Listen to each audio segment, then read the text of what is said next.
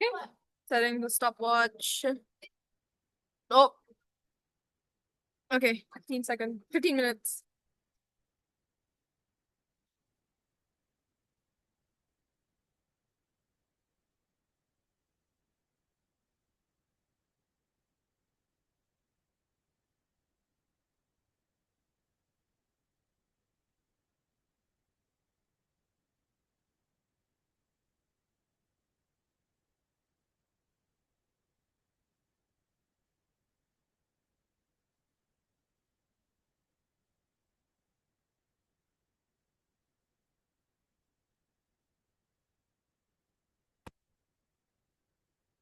Okay. Yep. You're good to start. Keep in your thoughts. I think my first question is, what does aggressively distancing look like? Mm-hmm. So, avoiding studies and business in China. Yeah. So everything that the info side is doing, but I think there's also a active element to it where they can also actively denounce these initiatives. So for example, Chinese Malaysians saying we are Malaysian and embracing these types of like national identities. Like in the Yep. Philippines, the Chinese diaspora has a saying that we are Chinese by blood but Filipino by heart. So like explicitly embracing these narratives that are directly oppositional to one that would accept a like a mainland identity. Okay. So, focus more on Yeah. nationality. Also, I think this means leaning more into the culture, right? Mm-hmm. Like local Yes. culture. Okay. We need to think of an urgency for why they should be doing this, why they should be aggressively distancing. Urgency. Mm-hmm. I guess in Southeast Asian countries where Mm-hmm. Chinese are a persecuted minority, affiliating too closely to mainland China could put them at risk. Okay. So there's a guaranteed harm Yeah. when they align with these Chinese initiatives. Yeah, like a lot of the Chinese immigrants in Southeast Asia tried to make a explicit effort to distance themselves from mainland China, right? And Mm-hmm. integrate more. Like Okay. for example, Chinese Malaysians learning Malay. Mm-hmm. In the Philippines, they adopted like they changed their names as well, right? Yes, they do change their names. So I think we would need to explain the reasons as to why there's a distrust, Mm-hmm. the historical reasons, and then explain why the lack of distancing yourself means that people would view you Mm-hmm. as affiliated to Chinese Communist Party. Yeah. And I think we need to like flesh out some specific impacts. Okay. I think there are also a lot of reasons to explain why the Southeast Asian Chinese diaspora is just very, very distinct from mainland Chinese people as a result of that diaspora being settled in Southeast Asia for such a long time. And these would structurally prove why these communities would find it in their interest to distance against China. Okay. Um, And like a lot of these initiatives that are supposedly beneficial are not actually beneficial because the push will be these are objectively good things. Why would you reject them? Then we can counter argue and explain actually that's not the case. These are not beneficial for the community, and here's why. okay. So we need to explain the characteristics of the Yeah, diaspora.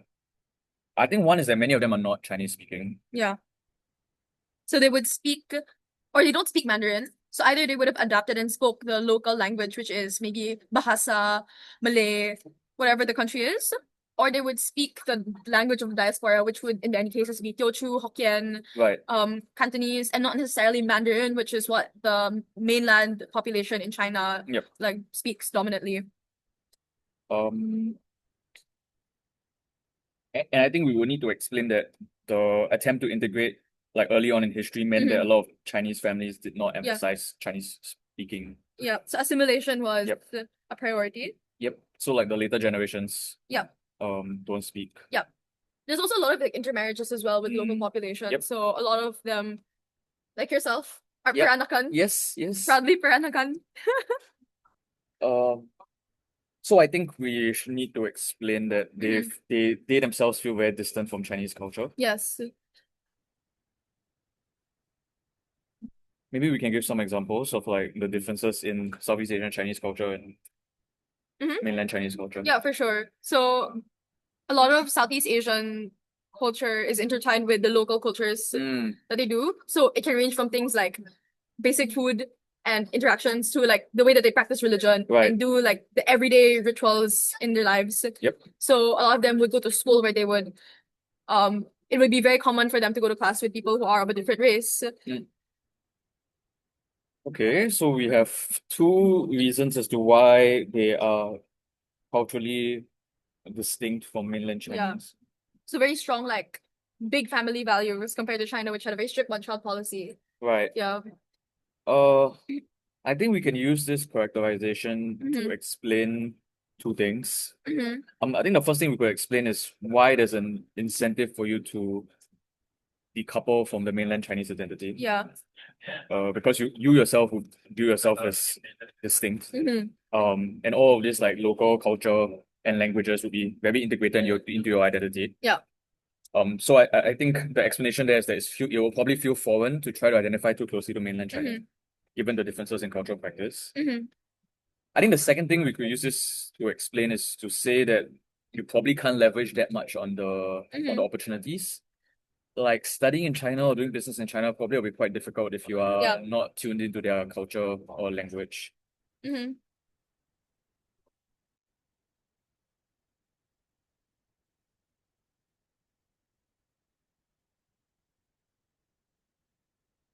So you wouldn't be able to maximize the opportunities. Yeah.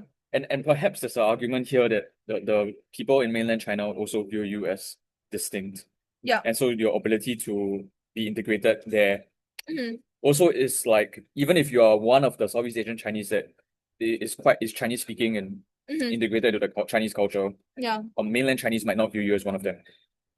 Yeah. Yep. So it is coming from the mainland population who they themselves do not see you as one of them. Yep.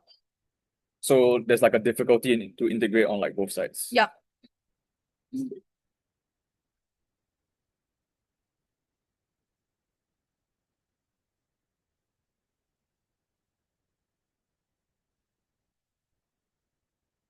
What do we need to explain next?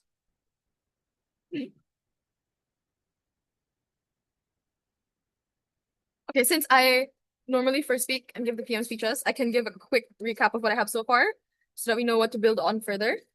The first is that aligning with these initiatives will cause guaranteed harms to these ethnic Chinese communities in Southeast Asia. So we can do things like explain the history, provide the structural reasons that we mentioned earlier for why for a lot of these populations, they are persecuted and experience a lot of hostility in the countries that they live in when they make themselves seem like they are, actively in line with China. So the fact that they are a racial minority and that they are often not as privileged as the majority race, or there's a lot of resentment because there are stereotypes of the Chinese minority having hoarded a lot of wealth historically, etc. So a lot of historical structural reasons there. So that debate-wise proves that there are problems that opposition has to deal with. I think we need to explain why Southeast Asia is trending towards anti-China now. Oh yeah, that's also helpful information. So there's a broader regional context. In addition to like domestic issues. Okay. So I think we need to explain that like current Southeast Asian leaders are like wary of China. True. So issues in the South China Sea because of China encroaching onto territories there. Okay. All right. That's the first argument. It will not only burden push off, but also explain why there is like a necessity to this motion. The second is also to explain, even if China won't, like these harms don't materialize, doing this initiative is just not beneficial. So the locals in the mainland will not recognize you, and a lot of these initiatives don't really work in the way that we think. So, for example, doing businesses is probably unlikely to happen. You're also structurally different for the reasons that we've mentioned earlier. But in addition to explaining that it's not beneficial, we also can explain that there is an opportunity cost. So when you put resources into trying to do business in the mainland, trying to learn Mandarin instead of, improving or conversing with fellow diaspora people in the language that you actually speak, that is one less business opportunity that is actively harming your own ability to live the good life in the country that you're already in by moving to China or trying to do these relations with China. So I think we need to flesh out the counterfactual of Yep. like what business or education opportunities you will explore otherwise. Yes. Okay, so that's Yep. another to our case. Okay. Like Counterfactual on go opening. like we will have to explain why local opportunities are present. Yeah. So But if our collectivization is that they're discriminated in Southeast Yeah. Asia, then it also follows that there might be less opportunities in Southeast Asia, right? Oops. So then we gotta work with this. I think we can make it work without having attention because it is true that they are definitely not like the privileged majority, but they are still much better off in Southeast Asia as opposed to trying to make up these relations with the mainland. yeah. For example, because they have existed in Southeast Asia for a long time, like these are fourth generation, fifth generation diaspora communities. They already have existing networks and communities that give them safe spaces. Yep. So you already have churches, schools, neighborhoods, or areas where you can make business and people who are willing to help you out. Yep. So like the level of benefits that they currently Yeah. experience would be diminished in a world where they align more closely with. Exactly. So I guess that goes back to the opportunity cost point where they already have this life for themselves. So even though it's not perfect and they're not the most privileged, it's still a good life. Yep. I think we can also think about how society will perceive the Chinese community for accepting this. Like if they are trying to do business overseas, then it positions them as wanting to enrich China's economy instead of like the local economy. Yeah. Which might reduce like how much political benefits they could get. That is true. Yeah. So more on the opportunity cost point. Oh, something we forgot also, very obvious argument is backlash. Oh yeah. So in a lot of Southeast Asian countries, the Philippines is a bit more chill.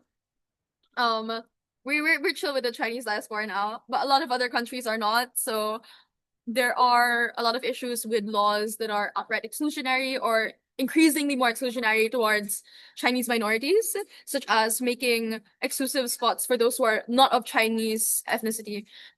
So that would be something that's more likely to happen on opposition where you actively align with China, because this can easily inflame like race-based political parties or existing anti-Chinese sentiment. So it just makes life worse overall for these guys. So it's like a guaranteed harm, but the benefits of aligning with China is not very clear. I think what I would add to that is that the people in Southeast Asia probably perceive these policies as an attempt from China to gain more soft power and to gain more influence. So if you accept the offers, it seems as if you are helping China become more influential in the country, and like this might be perceived as like a national security concern. For sure. Yep. So I think we can push the harm there. I see. Okay, yeah, so that's another angle by which we can explain that it is beyond just the diaspora, but also them being part of this greater anger against China or this greater anti-Chinese sentiment. Okay, right now it is almost 13 minutes. Normally, we would spend this time like writing the speech and individually like fleshing out the arguments. So to simulate that, we're just gonna shut up. Okay. And let it run for 2 more minutes. 2 more minutes. And then that's normally how our prep goes. Okay.